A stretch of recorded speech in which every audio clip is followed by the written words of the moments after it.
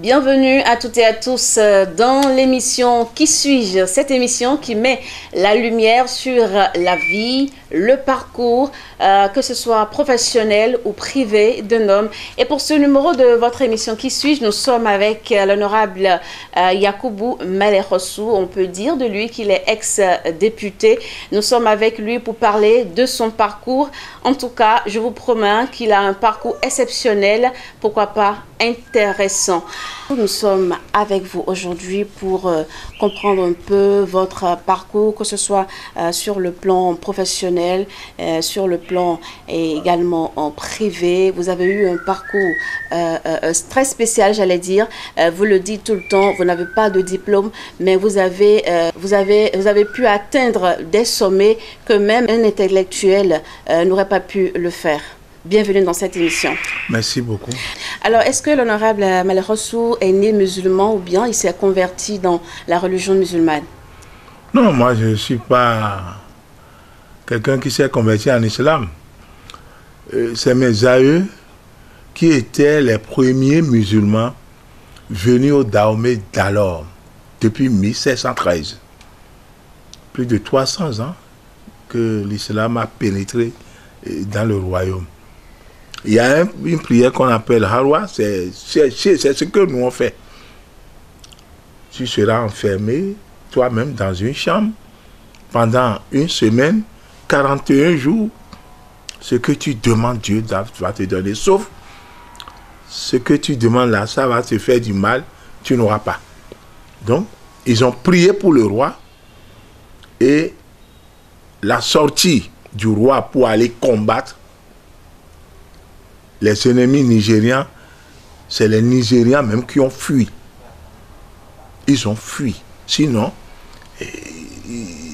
ils ont dépassé Abeokuta. Et ils viennent comme ça. Si on dit la guerre d'Abeokuta, c'est là. Donc, ils ont fui. Ils ont laissé même les armes. Et c'est de là que le roi Agadia dit, mais ceux-là, ils sont trop forts. Moi, le nom de ma famille, c'est Cheikhou Aboudou Kadiri. Cheikhou veut dire un savant. Aboudou Kadiri, c'est le nom de ma famille. C'est après tout ça là que le roi, il a réuni les Maliens qui étaient là.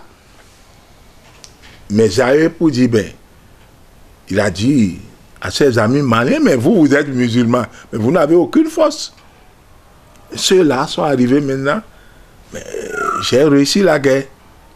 À partir d'aujourd'hui, ceux-là, ils vont rester dans le palais. Et ils sont nommés Maliens, les Sarossou. Maliens. Il a dit à ses amis Maliens. Aujourd'hui, à partir d'aujourd'hui, ceux-là, c'est tes chefs. Il faut les respecter. Maliens, Rossou. C'est là où le nom Malerossou est arrivé. Voilà, donc à travers ces explications, on comprend plus aisément bien, oui, le nom Malerossou, ce n'est pas un surnom. C'est un surnom donné par le roi Agadia. Alors, on vous connaît, vous êtes très généreux, vous faites beaucoup de dons. On vous voit à côté des orphelins, on vous voit à côté des handicapés. Pour pérenniser vos actions, vous avez même créé une fondation. Je ne sais pas, est-ce que tout a été toujours rose dans votre vie? Non, moi j'ai souffert, j'ai trop souffert. Et ceux qui sont dans ma famille savent que j'ai souffert. Moi, de C jusqu'en CM, j'étais toujours parmi les 5 premiers. Si je ne suis pas 3e, c'est 4e. Jusqu'en CM1.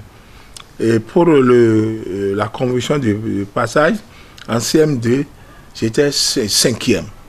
Sur à peu près plus de 100 élèves en ce moment, 100 écoliers en ce moment-là. Mais mon âge était avancé avant que j'ai commencé l'école, parce que mon père, bon, pour lui, l'école coranique est plus importante.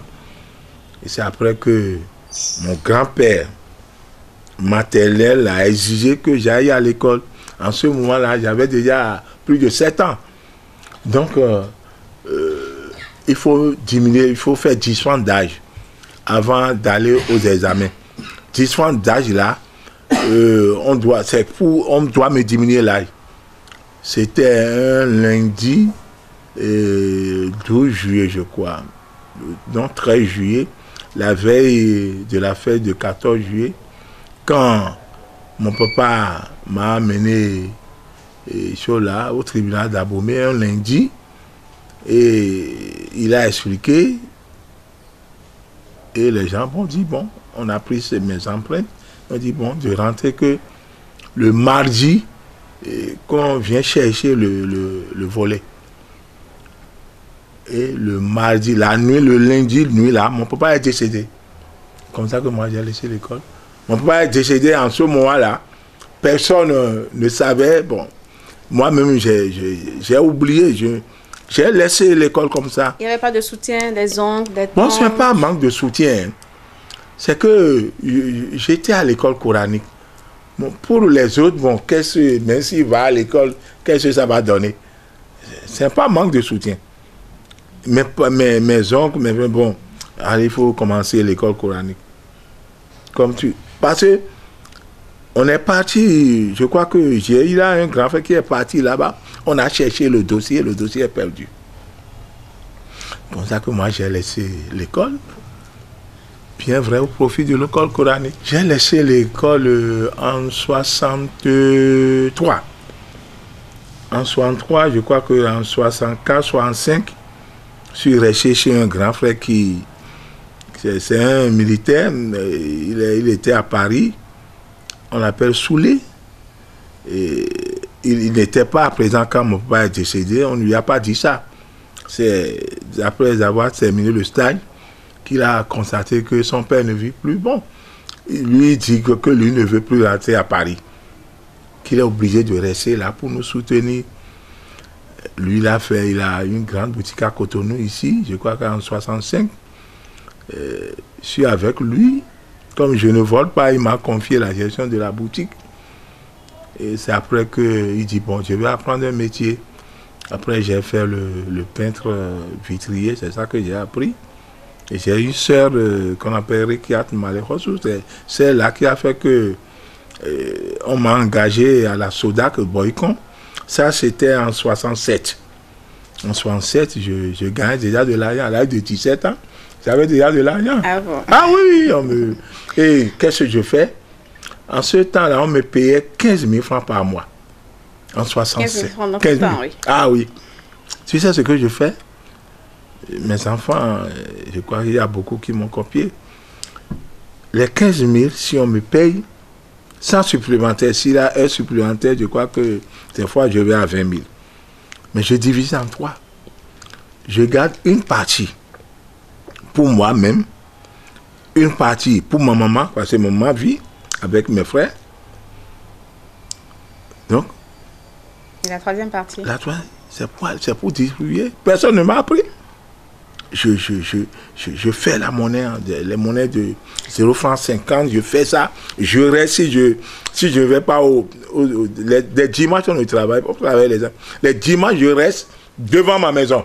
Donc, depuis votre jeunesse, vous aviez déjà l'esprit de donation. Ah oui, oui. Je trouve des enfants qui promettent, viens prendre 0 francs 50. Les femmes, je trouve une femme maintenant qui est en train de vendre d'Akassa. Quelque chose, vraiment, je paye pour partager. À l'âge de 17 ans, j'ai commencé comme ça. Donc, mais après, j'ai souffert. Et là où il faut savoir que Dieu est grand, j'ai laissé la Sodac parce que en ce moment, il y avait les socialistes scientifiques. La révolution est arrivée en 72. Les Blancs, on a déclaré, oui, socialistes en 74. Après, les Blancs ont fui. C'est les Italiens. Et en 75, on est obligé de nous suspendre sans droit. Donc, ça, c'est une autre vie. Mais qu'est-ce que je vais faire? Oh, mon papa m'a dit, son vivant, lorsqu'on a 9 ans, quelqu'un vient, si des gens viennent chez toi, tu vas demander, il te tape. On dit, un musulman ne doit jamais commander. Ça me fait gêne maintenant, je trouve les musulmans, jeunes ou bien femmes, qui non pas mendiants. On te voit, bon, vraiment, j'ai besoin, est-ce que tu as 1000 francs, 5 non. Moi, je n'ai jamais fait ça. C'est interdit. Il faut débrouiller pour chercher l'argent. Mais comme j'ai eu cette formation, en 75, je suis rentré en chômage. Tu sais ce que j'ai fait? Je suis arrivé à Cotonou ici. mais je passais devant les carrés pour demander. Je n'ai jamais été briquetier. Je dis, mais... Quand vous êtes venu à Cotonou, est-ce que vous avez eu la chance d'avoir un logement? Oui, vous êtes resté chez un parent? J'ai un grand frère qui paie à son âme. Je suis resté dans sa maison. Je sors le matin, je reviens le soir. Mais il dit, mais qu'est-ce que tu fais? J'ai dit, non, je travaille. Je vous donne un exemple. L'OPT qui est à Saint-Michel, qui fait face au marché, je fais partie de ceux qui ont fabriqué les briques. Je fais partie de ceux qui ont transporté du sable en haut. Je fais partie en 76. Impressionnant. Ah oui, j'ai fait ça à Cotonou. Lorsque les travaux ont commencé, on a fini les travaux, je vais au port ramasser des sacs, des cartons de sucre. En ce moment-là, si tu prends un carton de sucre, c'est 5 francs. Donc, j'essaie de prendre 2. Ça fait 50 kilos. Vous n'étiez pas gêné de le faire? Non. Pourtant, j'avais aidé les gens. Quand ça ne m'a rien dit. Est-ce que les jeunes peuvent faire ça maintenant? Non. Aucun jeune, si le travail est... Si on te renvoie du travail, on reste à la maison. On reste à la maison. Parce que faire ça, on pense que c'est humiliant pour la personne. J'étais là quand on m'a parlé de la chose, qu'on veut engager les gens. Soit fin 76, 77, on m'a dit qu'on veut engager les gens au marché d'Antokpa comme ticketiers. Ceux qui savent lire et écrire. Je suis parti, on était 10. On était engagés par Akpamoli Hyacinthe. Il est d'Aboumé, on m'a dit, qu'on veut engager. Je suis parti, on m'a engagé. Mais si c'est ce qu'on m'a dit de faire, ramasser les ordures. Mais pourquoi? J'ai ramassé les ordures. Oui, en ce temps-là, les gendarmes de voirie, c'est que ce qu'ils ont fait, avant de devenir ticketier, tu dois le faire. Ceux-là ramassaient des ordures et même des caca. Avant d'être ticketier? Ah oui. Bon, sauf qu'on n'a pas dit de ramasser les caca, mais je ramassais des ordures dans les marchés. Dans le marché de Saint-Michel, j'ai ramassé des ordures, marché Gary, marché Béga, mais marché d'Antokpa. J'ai fait ça pendant 1 an. On était 10. Il y a 7 qui sont partis. Ils ont démissionné. Ils ont démissionné. Et c'est après terminé les 1 an qu'on m'a confié la vente de tickets. Je suis devenu agent percepteur. Progressivement. Ça ne m'a rien dit. J'ai dit, ce que je voulais, c'est arriver. Mais je vais te dire quelque chose. Ceux qui m'ont commandé, les ticketiers, les contrôleurs, en 82, j'ai été nommé contrôleur général. Et j'ai commandé tout cela. Ça, c'est le miracle de Dieu. Là où j'ai... Allez, j'ai commandé tout cela. Ça, c'est Dieu. C'est que j'ai accepté la souffrance. J'avais gagné de l'argent. Mais ça ne finit pas. En 90, lorsque le renouveau est arrivé, les gens, les femmes du marché ont dit, bon, nous payons 100 francs. Maintenant, c'est 50 francs. Ceux qui payaient 3000 francs dans le marché, on dit, nous, on paye 1500. C'est le renouveau démocratique. Mais mon DG, Akpamoli Hyacinthe, il vient encore, il dit, mais si nous faisons ça, c'est que la société doit être fermée. On n'aura pas de salaire, payer les électricités, entretenir le marché, ça ne serait plus possible. Parce que vous payez ce que vous payez là, le bâtiment, le grand bâtiment, on paye quelque chose parce que c'est construit sur prêt bancaire. Il faut payer quelque chose pour la banque. Avec tout, mon DG a refusé. Personne n'a ministre Félico, c'est lui le ministre de l'Intérieur en son temps. Il nous a compris, il dit, mais vous ne voulez pas vous donner votre démission. C'est ça ou rien. Les femmes disent qu'elles ne peuvent plus payer 100 francs. Comme en ce moment-là, nous on a refusé. Et c'est de là que moi j'ai laissé le travail. Et ensuite? J'ai laissé. Qu'est-ce que je dis, mais j'ai laissé, mais pourquoi j'ai laissé? Bon, j'ai dit, bon, j'avais une voiture 504 climatisée. En ce moment-là, J'avais déjà fait ma constitution. Hein. Tu sais ce que j'avais des grands astuces que j'ai fait. Je prends la voiture pour faire taxi moi-même. Cotonou à l'heure et tout. Je fais Cotonou Abomey. Donc, c'est que j'ai appris à mes enfants la souffrance. La souffrance. Parce que j'ai souffert. Et aujourd'hui, je ne peux plus faire ça. Je rends grâce à Dieu. Alors, moi, je voudrais savoir à quel moment vous êtes rentré dans la politique et pourquoi vous êtes rentré en politique. Moi, on m'a appelé dans la politique. Je n'ai jamais pensé à faire la politique. Tu sais, les musulmans, c'est ça que je suis en train de dire à un ami docteur, que les musulmans n'aiment pas faire la politique. Du tout, du tout. Moi, à Abomey, moi, je n'ai jamais pensé à être député. C'était, bon, les autres, lorsque j'étais au marché, les autres sociales, je n'ai pas cessé. Après avoir laissé le marché, je continue à aider. Et c'est de là que, en 66, pardon, 76, je crois, 1976, pardon, je me trompe, 2006, c'est Madame Rosine Vieira-Soglo qui m'a fait appel pour me dire, ah, Aladji,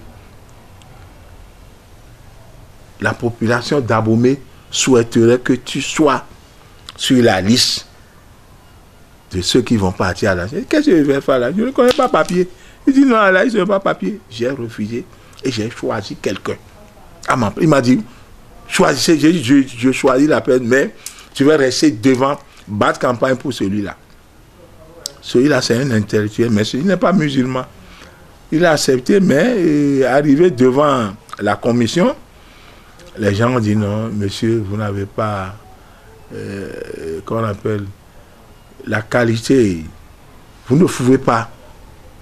La manière que vous êtes en train de parler, bon, vous ne pouvez pas. J'ai choisi encore un autre, on a révisé. Donc c'est à la dernière minute que les gens ont commencé à me donner conseil. Elle a dit, et maman m'a appelé, et on m'a menti même pour dire que quelqu'un aurait dit que j'ai pris de l'argent pour le positionner. Le dernier que j'ai positionné, je n'ai rien pris chez la personne, mais pour que je me déplace d'Abomey, on a dit, ah, que celui-là dit, et je viens à Nossier Vilolé, tout le monde, papa est là, et Liadi est là, on me dit, elle a dit, assoyez-vous. Il a dit, j'ai pris l'argent, tu dis non, elle a dit, tu n'as pas pris l'argent, c'est pour te déplacer que nous sommes obligés de mentir. Donc la politique, il faut mentir. J'ai pleuré le jour-là, mais en fin de compte, j'ai accepté. C'est comme ça que moi, je suis rentré dedans. Sinon, j'ai l'habitude d'aider les gens, les candidats. Moi-même, je n'ai jamais accepté. Pourquoi vous n'avez jamais voulu parce que je ne connais pas papier. Vos convictions. Je ne connais pas. Non, je n'aime pas l'islam. Pour moi, je n'ai aucun diplôme. Je n'ai pas même le CEP.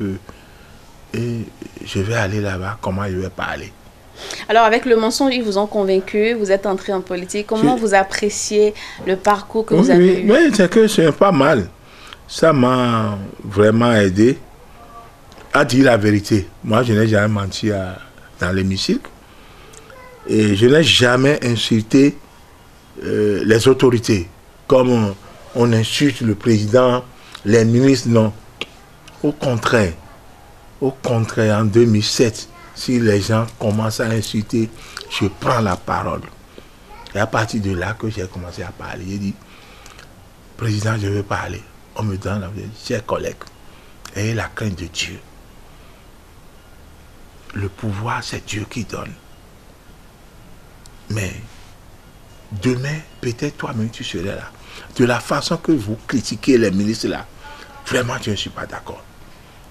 Ayez la crainte de Dieu. Dieu ne veut pas ça. Les collègues m'insultent. Là, même maman me dit, ici, toi tu parles de Dieu. Dieu n'est pas à la mosquée, à l'hémicycle. Dieu est à la mosquée ou bien à l'église. Il ne faut plus parler de Dieu ici. Maman m'insulte, mais j'insiste. Donc moi, je suis là quand on m'a désigné pour aller à la haute cour de justice. Je dis, mais qu'est-ce que je vais faire là-bas? Il me dit, non, tu es un peu honnête, peut-être, pour juger les gens. Bon, j'ai accepté, mais c'est difficile, très difficile. Moi, j'ai fait 2 mandats, j'ai laissé. Et à la veille du dépôt des dossiers, je suis obligé de fuir. Parce que les gens ont appris que je ne veux plus rester sur la liste de la RB. Les CBE ont commencé à courir à la liste, tu restes sur notre liste. Parce qu'on sait que je suis social. Si les gens trouvent au moins 100 personnes, un va dire je connais malheureusement. C'est le problème. Bon, je suis obligé de fuir. Et c'est après avoir clôturé le truc là que je suis arrivé à Cotonou. Donc je dis, je fais 2 mandats. Et le reste, les autres. Mais pourquoi vous avez raccroché? Est-ce que pour vous, la politique béninoise, la manière dont ça se fait, ça ne vous plaît plus du tout? Non, c'est que tu es obligé de mentir, c'est ça qui m'a décroyé. Parce que tu es dans un groupe et le groupe décide de boycotter. Mais si tu refuses, cela veut dire que tu as trahi le groupe.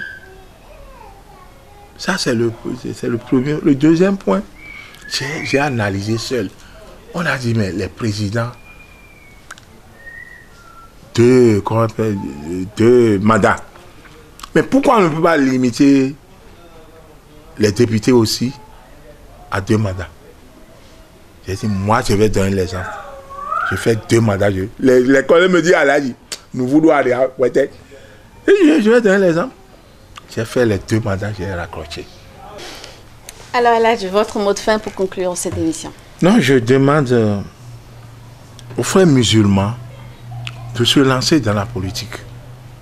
Nous avons des musulmans, des cadres, mais on ne les voit pas.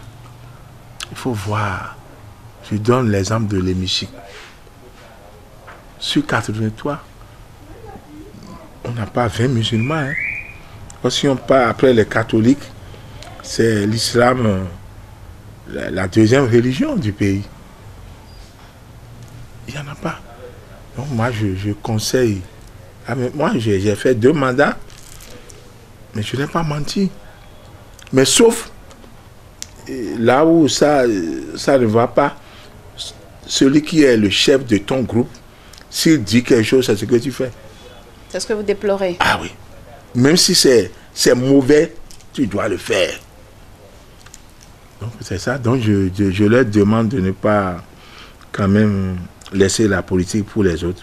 Sinon, demain, la politique va te faire. Merci beaucoup, Elhadji. C'était donc le parcours de l'ex-député Yacoubou Malerosso à travers l'émission Qui suis-je? Merci à vous de nous avoir suivis et à la prochaine. Merci beaucoup.